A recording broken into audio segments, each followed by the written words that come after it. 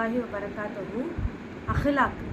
அஹ்லாக்கு கொண்டு ஒரு மனுஷன் சொர்க்கத்துக்கு போவானா, அது எப்படி அப்படிங்கிறத இந்த வீடியோவில் பார்க்கலாம். அஹ்லாக் என்பது நற்குணங்கள் ஆகும். அந்த நற்குணத்தை யார் நம்மளுடைய சமுதாயத்துக்கு கற்றுக் கொடுத்தாங்கன்னா நபி ஸல்லல்லாஹு அலைஹி வஸல்லம் அவர்கள் தான். அந்த அளவுக்கு நபி ஸல்லல்லாஹு அலைஹி வஸல்லம் அவர்கள் எப்படி இருந்திருக்காங்கன்னா நற்குணமுடையவர்களாக இருந்திருக்காங்க. அல்லாஹ்வே தன்னுடைய திருமறையில சொல்றான் அவனுடைய ஹபீபை பத்தி, நீர் மகத்தான நற்குணமுடையவர்களாக இருக்கிறீர்கள் என்று நானே சாட்சி சொல்றேன் அப்படின்னு சொல்லி அல்லாஹ் அவனுடைய திருமறை குர்ஆன்ல நபி ஸல்லல்லாஹு அலைஹி வஸல்லம் அவர்களை பத்தி சொல்லியிருக்கான். மனிதனுடைய கல்வில நற்குணம் எதை ஏற்படுத்தும்னா பாச நேசத்தையும் பிரியத்தையும் ஏற்படுத்தும். இதையே ஒரு மனிதனுடைய கல்வில தீய குணம் எதை ஏற்படுத்தும்னா வெறுப்பையும் பொறாமையையும் ஏற்படுத்தும்.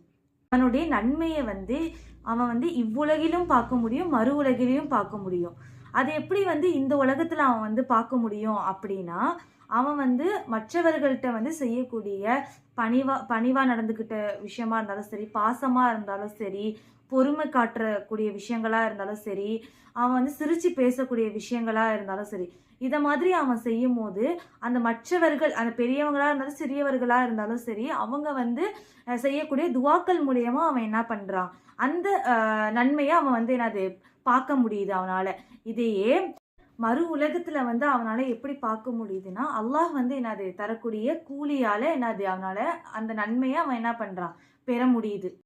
ஒரு மனிதனை சொர்க்கத்துல சேர்க்கும் அப்படிங்கிறதுக்கான சஹீஹான ஹதீஸ்.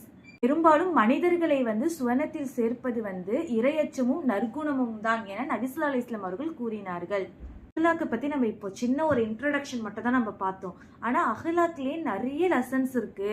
ஒரு முஸ்லீம் தன்னுடைய மனைவி கிட்ட எப்படி நடந்துக்கணும், தன்னுடைய கணவன்கிட்ட எப்படி நடந்துக்கணும், தன்னுடைய பிள்ளைகள்கிட்ட எப்படி நடந்துக்கணும், தன்னுடைய சகோதரர்கள்ட்ட, தன்னுடைய நண்பன்கிட்டலாம் எப்படி நடந்துக்கணும் அப்படிங்கிறத பத்தி நிறைய அஹ்லாக் இருக்கும்.